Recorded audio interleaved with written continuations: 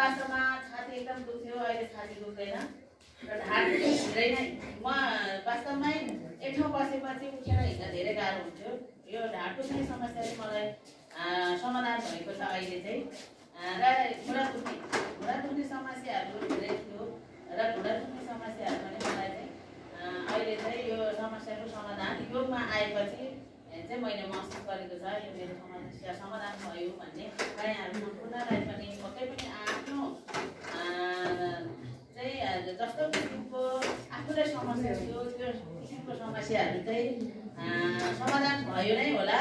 र सिद्धितरण नगरपालिकामा विगत 5-6 वर्षदेखि चाहिँ योग अभ्यासहरू निरन्तर सञ्चालन भइरहेको छ र हाम्रो भोजराज कतिवटा प्रमुख प्रशासकीय अधिकारी हुनुहुन्थ्यो, उहाँले चाहिँ सुरु गरिराख्नु भएको यो एकदम उहाँलाई चाहिँ आजको दिनमा धेरै धेरै धेरै धेरै हामीले सम्झेका छौँ।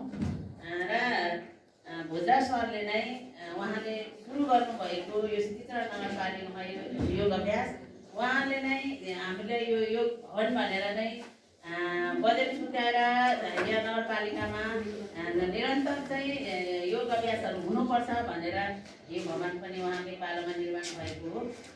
एकदमै सरले चाहिँ यो सुरु गराइराख्नु भएर हामीले चाहिँ यहाँ एकदमै आनन्दका साथ एकदमै सहज रूपमा चाहिँ योग अभ्यास